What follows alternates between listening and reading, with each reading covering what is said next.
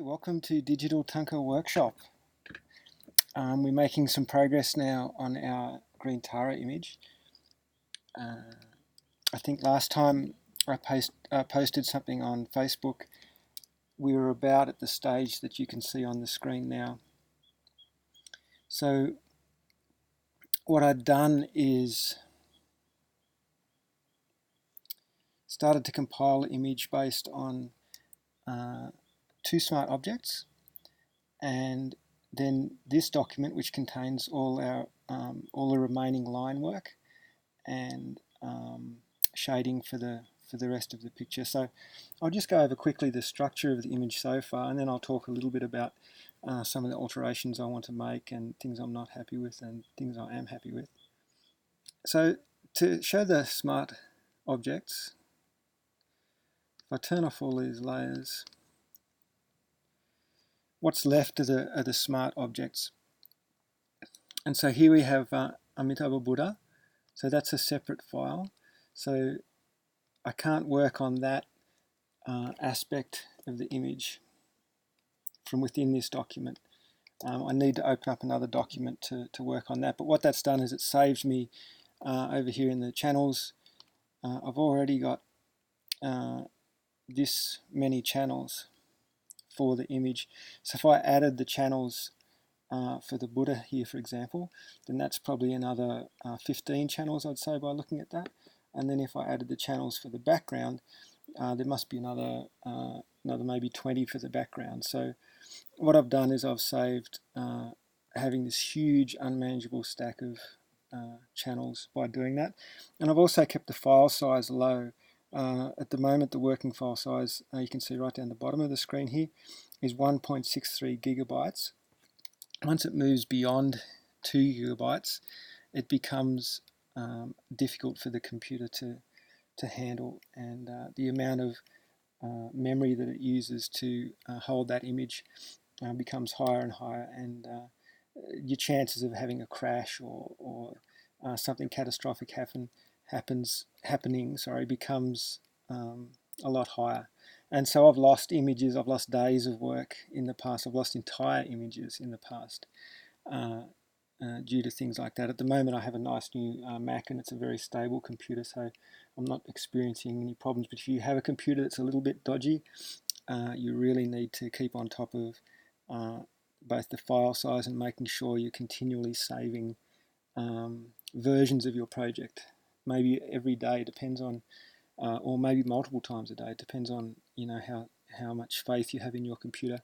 So here you can see the top, I'm up to Emerald Tara number 3, so this is my third version. So if anything gets lost or I do something that I can't recover, I can always go back to version 2 or version 1, and hopefully there'll be some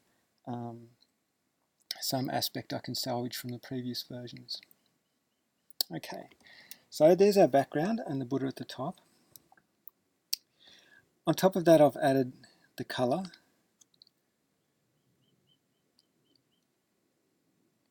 And so that's the basic color scheme I'm thinking I'll follow at the moment. I'm fairly happy with that. And I think that there'll be changes probably, but I think that I don't imagine any huge changes from now on.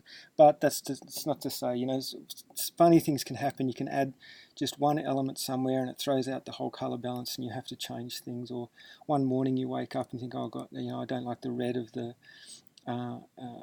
that's in the robes of the Buddha, for example, or the color of the phoenix down the bottom, or something. Or maybe you feel like you've stepped outside of what your limits are in terms of traditional colouring, or it's there's some aspect of it you don't like.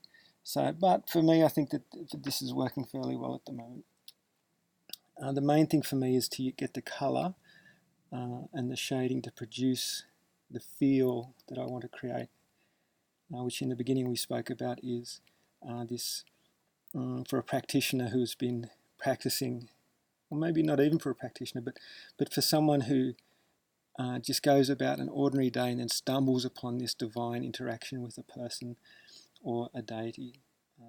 You just walk into this situation where it occurs, or perhaps you've been in retreat and you've been meditating and doing your mantras and working very, very hard for other beings, and then suddenly one thing pops and you have this interaction that you've been praying for so long. And that's the feel I want to get.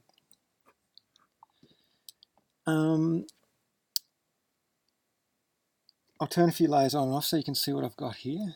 I've got, originally I didn't intend to have any clouds at the top, but I felt like there was a lack of balance. The top sort of was a little bit light, so I needed to add some weight to the top. So what I've done is I've added some cloud there. And it's not a major, they're not screaming out to you, but it's just adding a little bit of detail at the top, which adds some weight to it. If I show it to you in black and white, tonally it's not a big thing. So you can see it's not a big contrast tonally. So it's just a subtle change. I've said before in previous tutorials, one of the best tips you can have is to have a layer at the top that you can turn on and off, an adjustment layer that enables you to check your image in black and white to make sure it's reading correctly in black and white. General rules you want to follow in black and white is that the highest, the greatest area of contrast needs to be around your focal point or your central focal point, and that for a Thangka, 90% of the time, or maybe even 100% of the time, I don't know, it needs to be the Buddha's face. And so here the halo and the Tara, or the green I'm using for Tara, is quite dark. So tonally the largest area I'm trying to create here in terms of difference is this inner part of the halo, and then her skin. And then if I add her hair, which is jet black in this occasion, then again that creates a large range of tonal contrast. So I'm almost going to white here, I'm going to black there, and then this would be like a dark mid-tone, her skin. So hopefully that draws the eye to her face.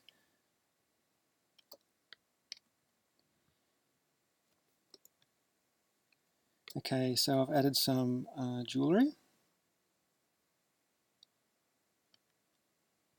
So you can see there the jewellery coming on and off.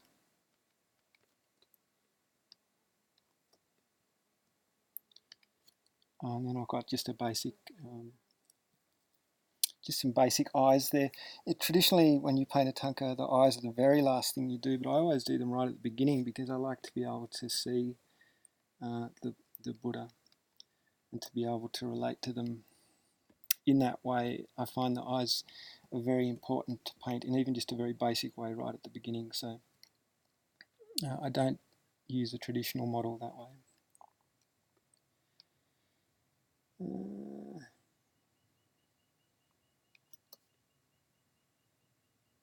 So at this point, what I've decided is compositionally there's some problems. So it needs some weight at the bottom in this area here. So compositionally it needs something here. And it also it's going to need something here to balance this element of the phoenix. It's probably around here. In addition to that, it's going to need some kind of detail here. It's not going to be a big element, like I'm not going to put a big flower there or something like that, or some offerings, but it's just going to need something in this area. I'm not quite sure what yet. Here I think I'll probably place a bird who will be either looking at the central deity or at Amitabha Buddha. So I'll just decide which way I want the eye to follow, whether I want the eye to come like this or to go to the bird and then back.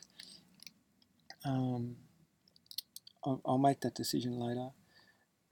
In terms of colour, there's also another problem. So this very, very, there's this very muted green monotone colour scheme. Sorry, not monotone, monochromatic colour scheme.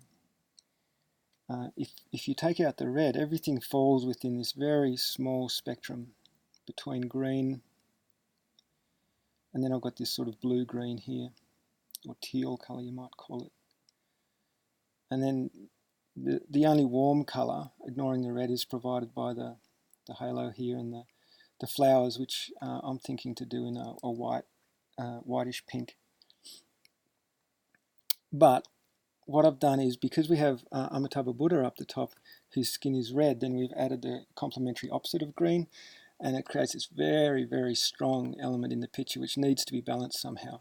So to do that, I've added a very strong red element here in the robes, and also this this jewellery ornament here, the endless knot at the heart chakra. And then we just pick up a little splash of that same red down the bottom here in these 3 offerings. And in the bird as well, it comes up as well, but it's still not enough, so it needs to be balanced here compositionally in terms of colour and weight, in my opinion. So what I did is I've added some offerings there to do that. And so that brings weight to the image, a balanced weight to the image, both in colour and composition. So there's some red elements here, and that also brings an element to balance the Buddha at the top here. So then what I've done is I've created a bit of a problem. I've got colours here which are a little bit outside of the palette I wanted to use. There's blue and this sort of yellowy orange. I'm not all that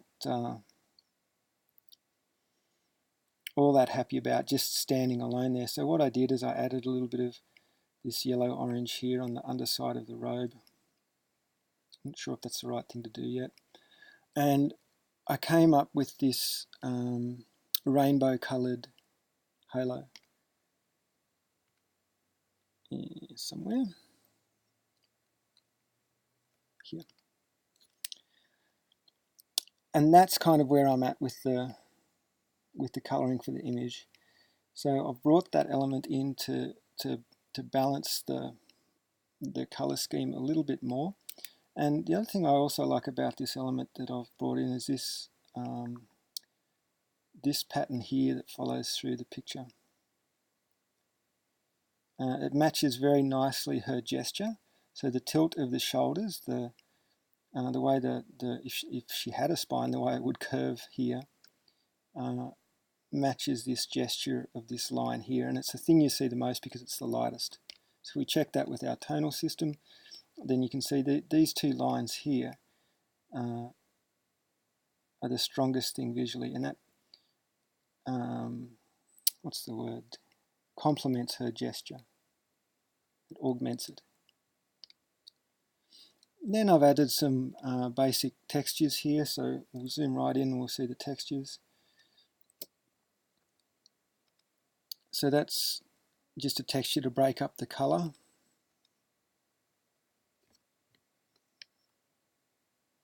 So to bring some value to the colour. So right away that looks as though it's potentially painted by hand. If I take that away, it's just super, just flat areas of colour. So one of the people I learned off would call that colour value. So he would say that lacks colour value. Now bringing that in, it brings colour value.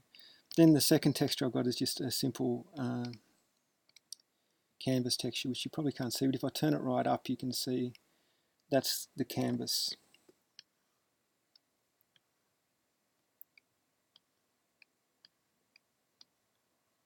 And so it's just a matter of managing that opacity to get the level of canvas that you would imagine is showing through. I've said in the past that if you get sophisticated with this, then you end up having areas where the canvas texture shows through more in some areas and less on some areas, which leads the viewer to arrive at the conclusion that it's a painted image, because it looks as though there's greater areas of paint in some areas and lesser areas of paint in other areas. The more paint, the more you obscure the texture and the less you would see it. So typically there'd be very little texture showing through where the greatest amount of paint is received, but then on the background, which might be done very simply, then you might see more texture. So I've chosen 10% here. Around, I'll play around with that. For the painting process, it's important that the textures are turned off. You just turn them on and off to check what you're doing.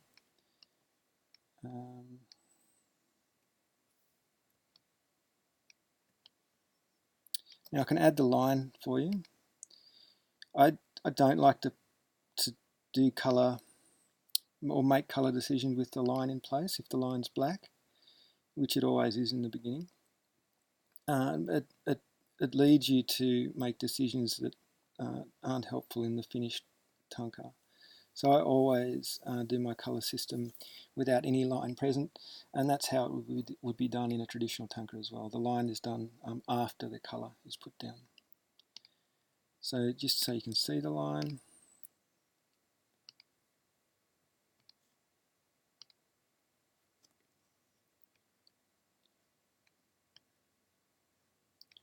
If I turn off the background, you can see where we're up to.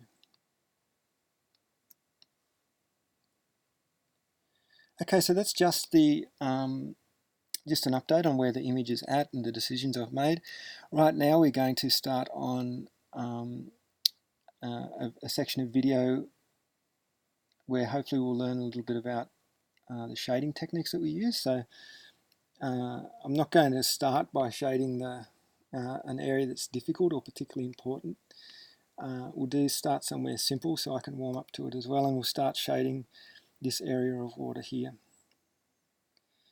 And I'll just do a little bit in normal speed, and then what we'll do is maybe we'll speed it up and you can see how I render this area here and this area there, which shouldn't take too long.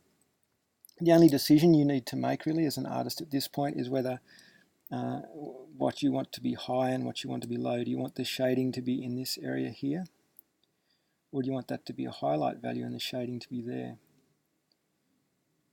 You can do it either way. Traditionally, I think from everything I've seen, the darker area shading would be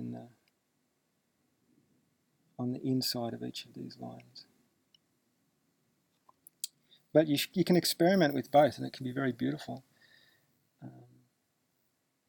It's one of the great things about digital. Turn it from a color, from a shadow to a highlight. You just have to press Control I, which inverts the layer.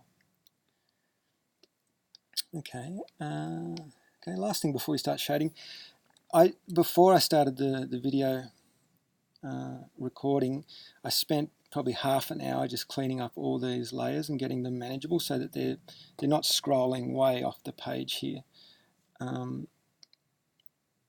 So I probably had about 30 layers and different lines on different layers and all sorts of things happening. And before I start doing any shading, I just try and simplify that as much as possible. So merging layers together that can be merged together, and also creating folders, which is a newish feature in Photoshop. So the folders enable you to have like layers. So everything in here is a line.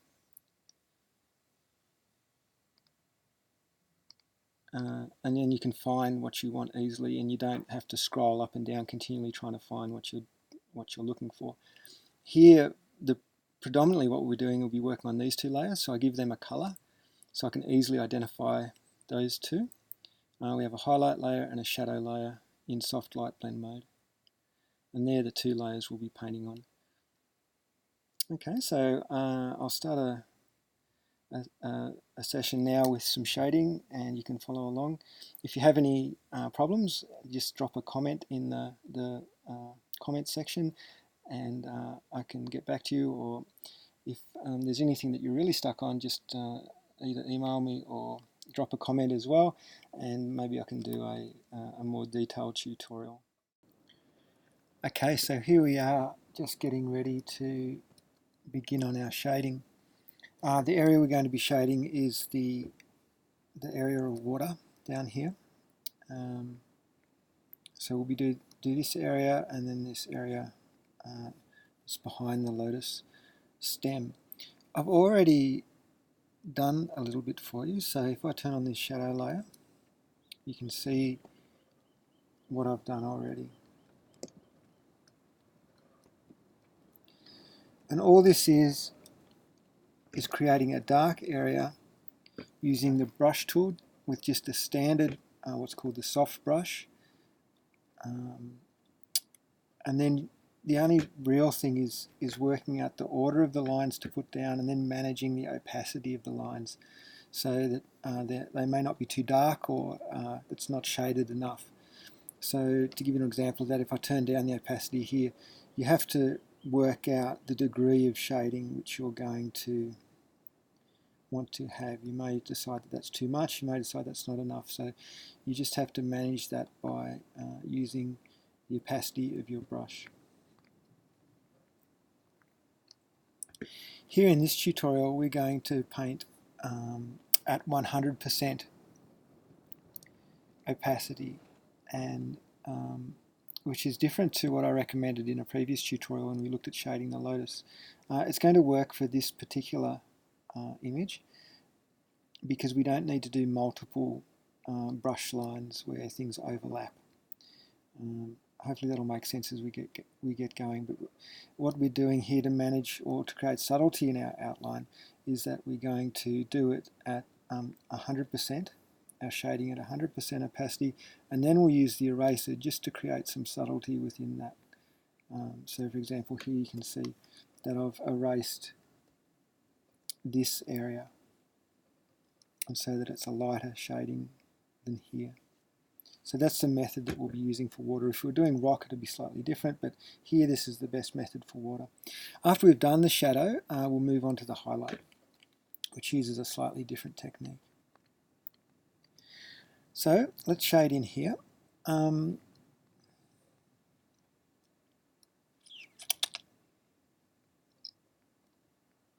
don't actually have a channel set up for shading the water, so what I'll do is I'll just erase as we go these areas where the brush moves into these leaves, for example.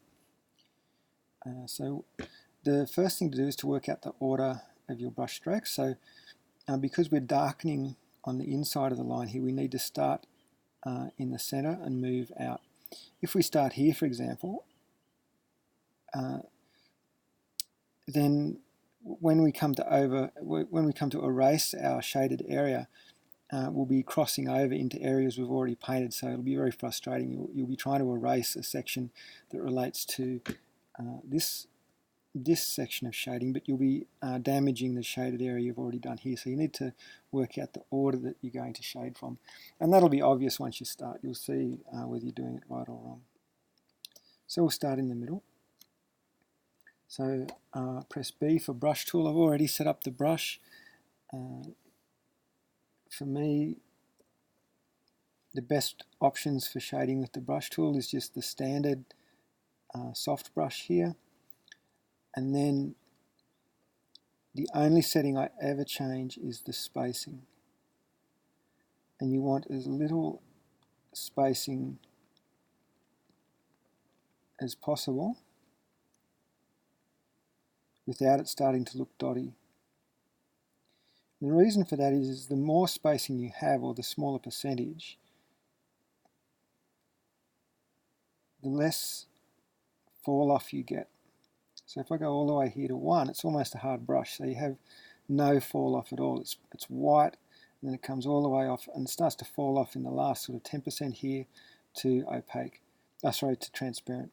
So what you want is to maximize the fall off, because you're trying to get a gradient between the opaque section and the transparent section, and you do that by decreasing the spacing.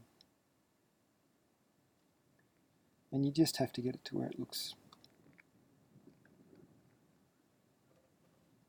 as though the dots are just starting to come in.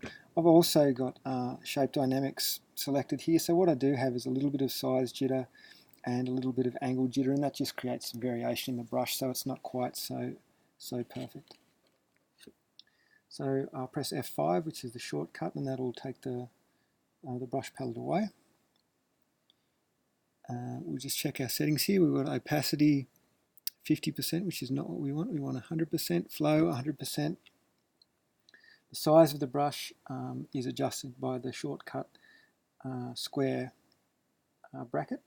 So left square bracket reduces the size of the brush, and right square bracket increases the size of the brush.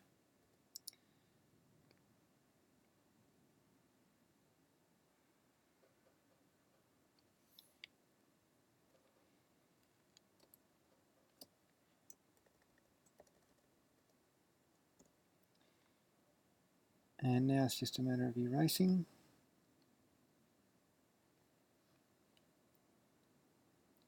You need to erase, even though you've got the thickness of your line to hide your erasing, the thickness of your outline, you may decide that you want to remove the outline at a later point. So it's good if you can get your erasing nice and even. So what I'm saying is you can effectively erase like that and it won't be seen because those jagged bits will be hidden by your outline. But if you choose to remove your outline, then they'll show up. So it's best to try and get this as smooth as possible. So this is a laborious process. Water, if you have a large amount of water to do, is one of the most laborious shading exercises you can do.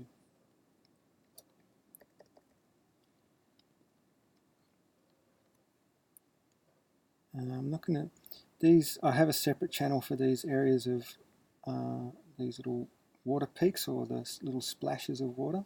So I'm going to erase those and we'll paint into that area later.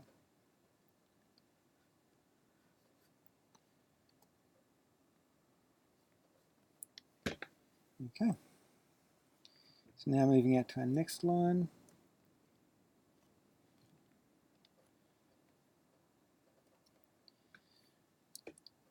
Now before I throw this next brush line, because there's variation and you're trying to describe form here, you're not going to want to paint exactly along the middle of the line.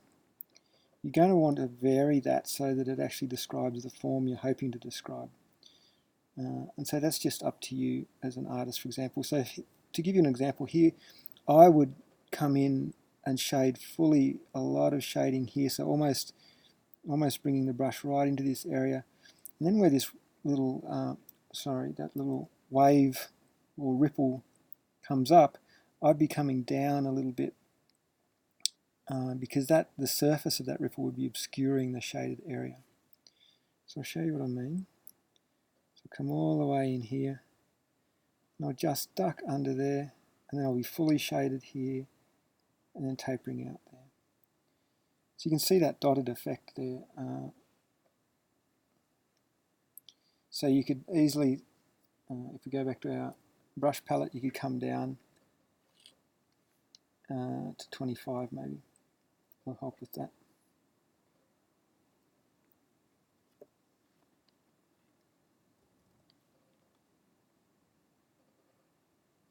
I really recommend buying, there's little gloves you can buy for working on digital tablets, and it's like a little glove that just covers your little finger, which is the finger that's actually in contact with the surface of the tablet, and that little glove will help you to paint much smoother because you're controlling the brush by the drag of your finger on the surface. So you can be much more accurate with it. And if you just got your skin on there, then the drag is it's too much. It needs to be something that has a lower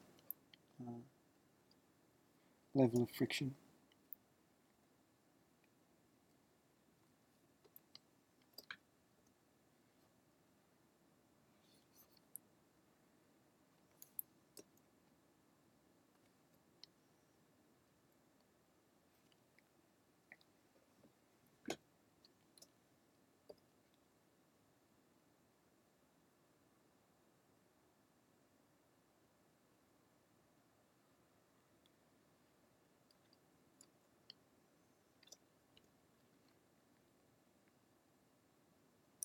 So what I'll do is I'll just finish this line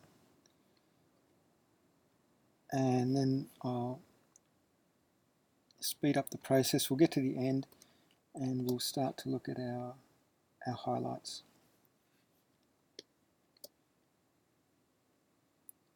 It's really just a matter of doing the same thing here until you get the job done.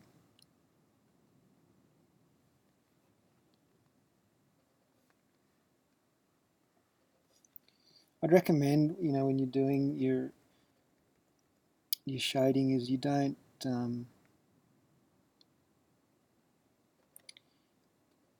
you keep the hours that you do with the shading down to a minimum, and have good breaks in between so that it's not hard on your body.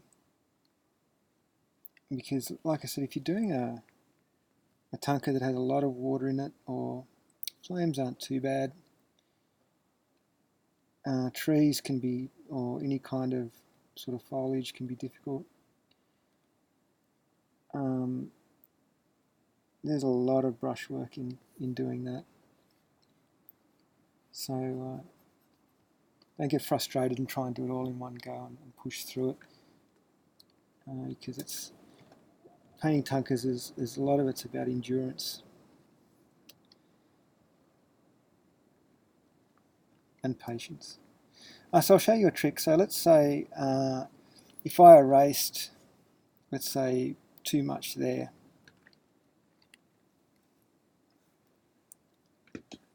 So you can come back through with your brush and cover that up. And that works fine in this instance. But what happens is if you've painted that section with 50% opacity, you can't really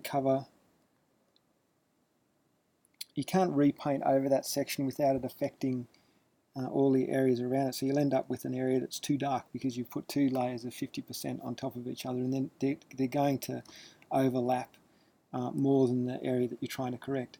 So one way of, if your erasing is a little bit wonky, one thing that I use, I just take the smudge tool and set it to an appropriate size, and you just smudge back out, and then you can erase. And that's a much better, more consistent way of doing it. Okay, so there's our shading. I'll keep going with this. I'll speed it up now, and we'll start talking again once we move to the highlight section.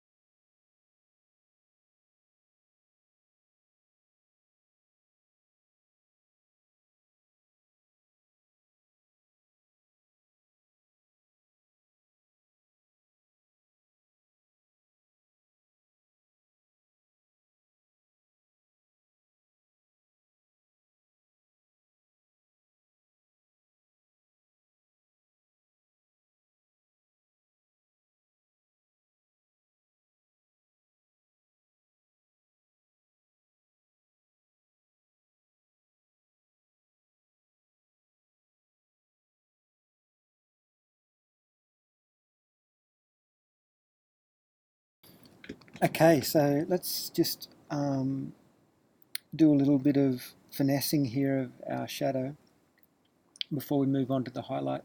So as you can see, the top area of water shading is much darker than the bottom part. The bottom part I've done a little bit of erasing just to add some subtlety to it. So I'll show you that now, and then we'll move on to the highlight section. So in order to do that, first thing I'll do is I'll remove the line.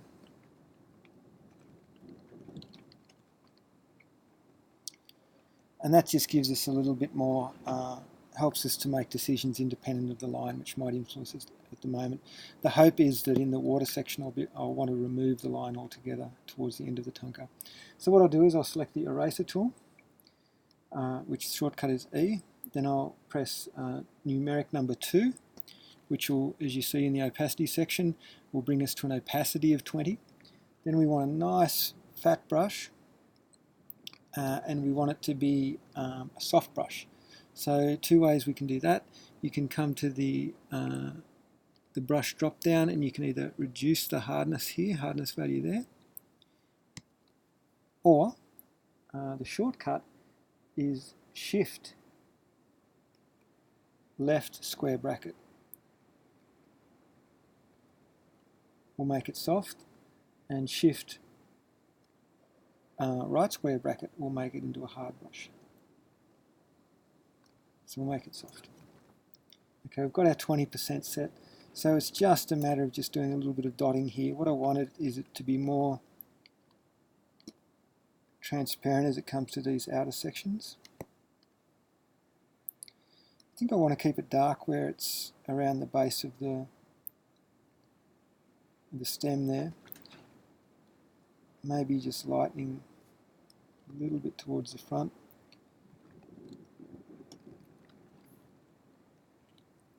And that's probably enough. So I'll give you a before and after. So whether you like this or not, up to you, but it's what I'm choosing to do. Where are we? Okay, so that's before, that's after. So just adding that little bit of subtlety to it.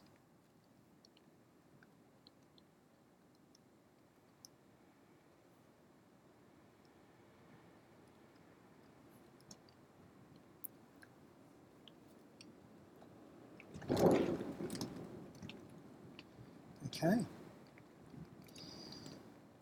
So when we're shading most things, in particular water, there's also a highlight value. So on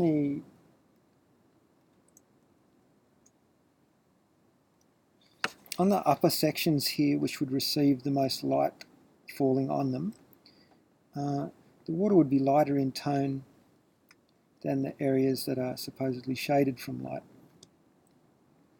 So what it's a matter of doing is adding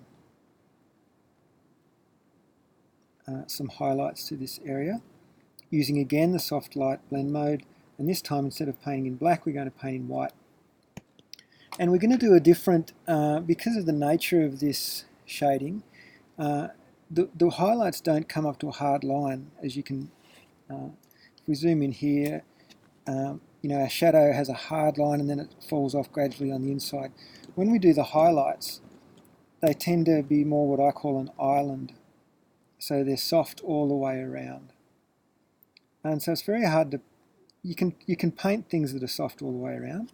So I'll have a go at doing that for you now.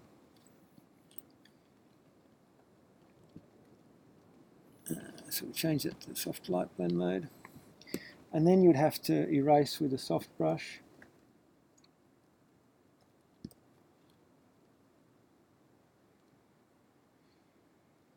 And you'd create an island, something like that.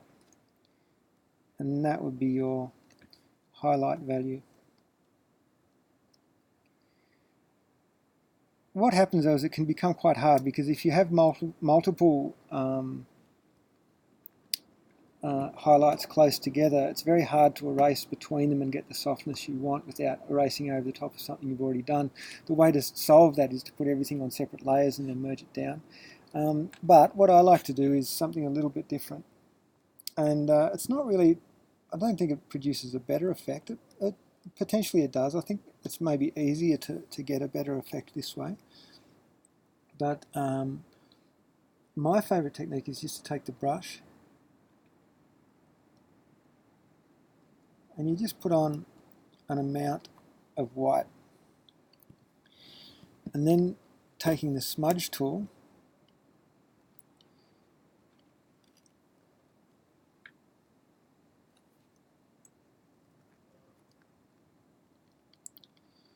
you just move that highlight around.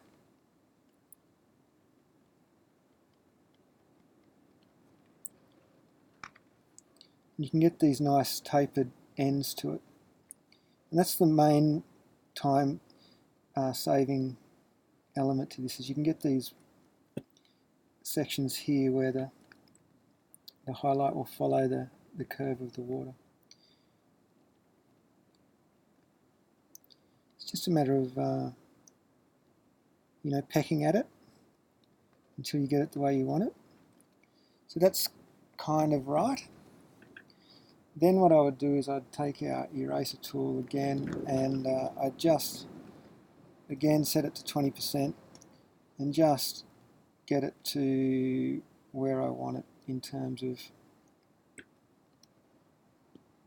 how loud it is really.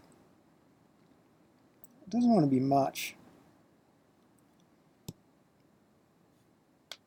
So what I'd do, I think, is I'd do an experiment a bit like this. I'd work out exactly how much highlight I want. So that's still way too much. I'd mess around with the opacity.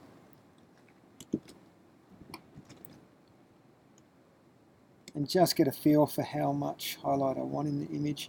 And then I'd select my brush opacity based on that.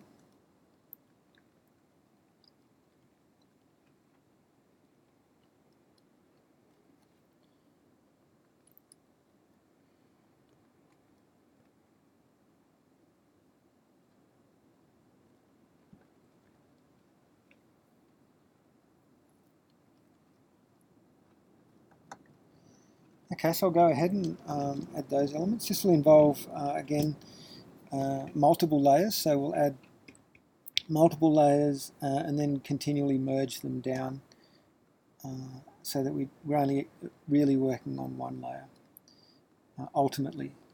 And that just simplifies the process. You can't afford to start stacking up layers for too many things. Okay, so I'll just do a little bit. We'll fast forward through this section. By the way, when I fast forward, I'll see if I can write what speed I fast forward at. Normally it's about 200 to 300% of the speed that I paint at normally.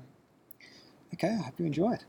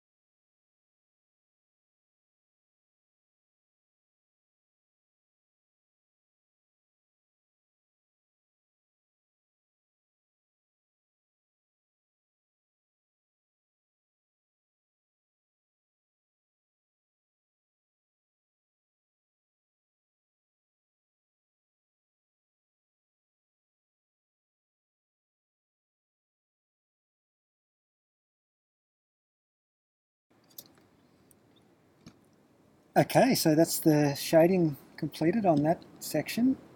So we've done the, if I turn off the highlights, you can just, sorry, the shadows, you can just see the highlights there. I've turned them down quite a bit. There's the shadows. That's probably about the level I want the shadow detail to be. And then also just at the end there, I just add the texture a little bit. Just gives me a little bit more of a feel for what that section of rendering is going to look like. Okay, so I hope you've enjoyed this video. I think there's probably enough for one video. I'll keep working along with the image, and when I get up to the next, I don't know, the next section or the next important part, we'll probably cruise a fair way through the shading. It's always just the same thing. It's just the same process over and over again. But if I do something a little bit different, then maybe I'll pause and we'll make another video. So in the meantime, I hope you're well and you're happy, and I hope you're enjoying the videos. Okay, bye.